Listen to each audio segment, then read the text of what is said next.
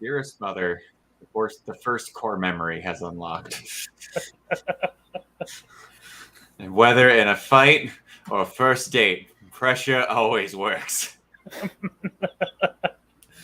Oh gosh, this episode. For once, we actually follow some other students around instead of Kamiyama and co. Instead, we follow. Well, it starts with a false start where it's like, "My name is Yutaka Takanuchi. I am the toughest one here. I am the leader of the first years." And you see him outside silent, the bathroom, unsinkable battleship. And he's like, "And what is it? My turn to show up." Instead, we follow Noboru Yamaguchi, who's the head of another group of people, and is also like the leader of a bike gang, and also likes comedy, even though everyone around him thinks he doesn't like comedy. And is also bo. Yeah. Yeah. So the high school that we're following this time is Distrata High. None of these schools look any different because everyone looks the same. Also, their uniforms are indistinguishable. Yes, they're like, we can tell those guys are from Cromartie because they wear Cromartie high school uniforms. Sounds like an old Dragon Ball Z dub where they had to make sure to tell the audience nobody died. Exactly. And I was about to bring up Dragon Ball as well because that's how they tell you about the character's information. Oh gosh, yeah, just exposition dumps all over the place.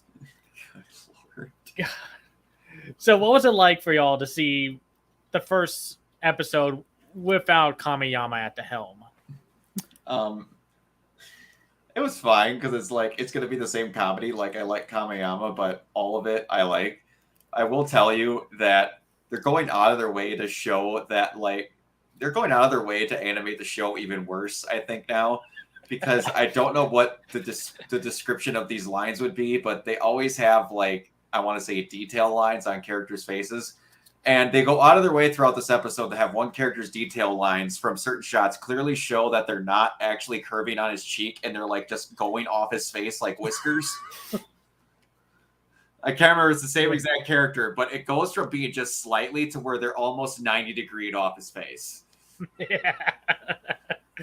I think at this point it's easy to assume that it's all intentional. Yeah. At this point, because who knows what kind of budget they had on this or what kind of production cycle, and they were just like, we'll just do still frames, just keep the animation errors in. It's going to be funny. Yeah, that's. I think that's what I love about this. It feels so slapdash, but intentionally so. I mean, I've heard about these kind of things before. What was it? Battle Angel Alita.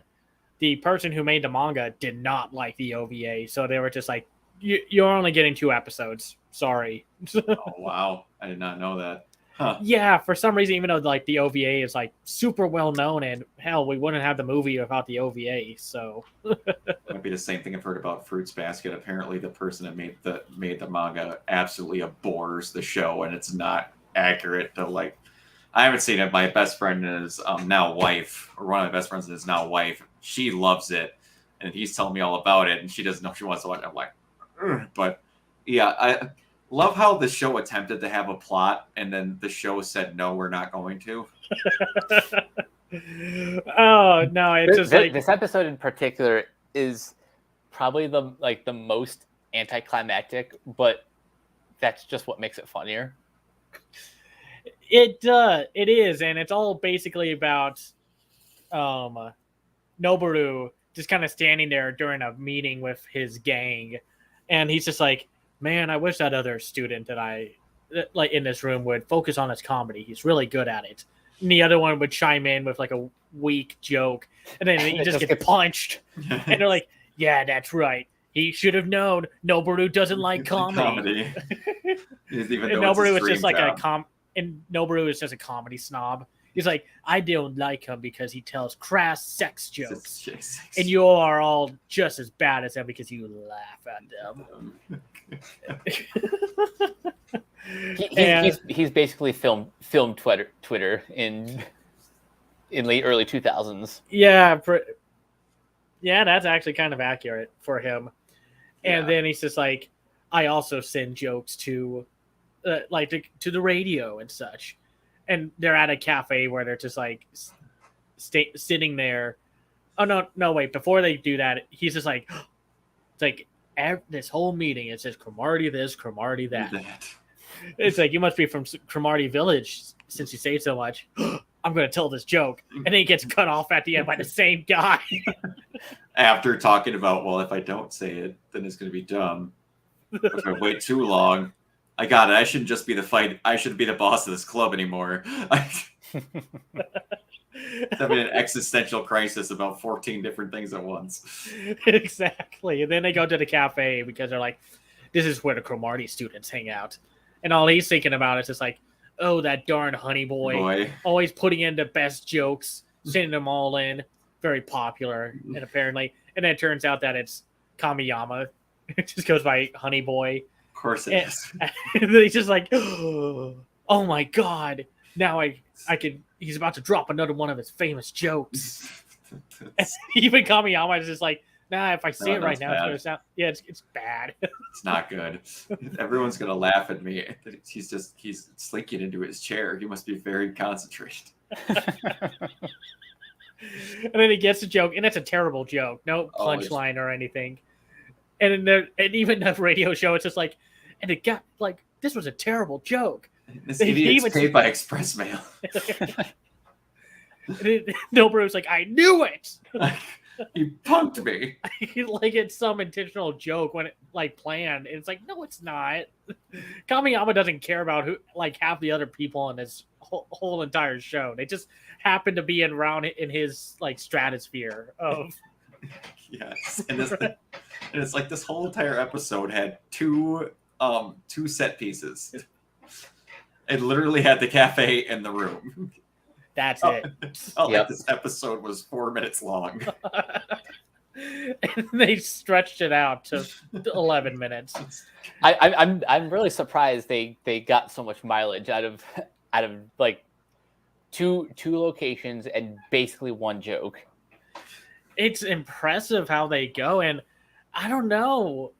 It's like, I watched this whole thing a few months ago, and I was just like, there has to be a point where I'm just like, man, I'm getting so tired of the routines, but I'm never getting tired of them. And they just find ways to keep the episode long enough to make sure to get as many jokes as you can and then get out. Man, every time we're doing this, I keep looking underneath my person. All I see is like Tashida's weird pursed kitten lips. I can see it. And speaking of Hayashida, they do a little more gags with his hair, where it just like, it just keeps stretching out. I thought at one point like the hair would be like wrapped around the guy. Koriyama. Yeah. Kamiyama. Yeah. Kamiyama.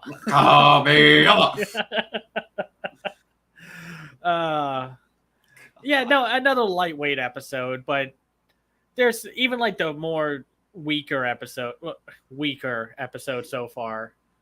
Still find a way to still be very funny. That's what's more important to me. You can consistently be funny. Because there's nothing worse than watching a comedy anime and then there's just that one episode where it just drops in quality and it's like, ugh. Yes, they don't. I want to say they don't shoot for the moon. They know exactly where they're at and they just keep it there. Yeah, a lot of these jokes are just pitched right at the plate. Yes. Yeah, no, and I can't wait until we get to I think it's the next episode where Takenuchi plays a bigger role because he has probably my favorite gags out of the entire show.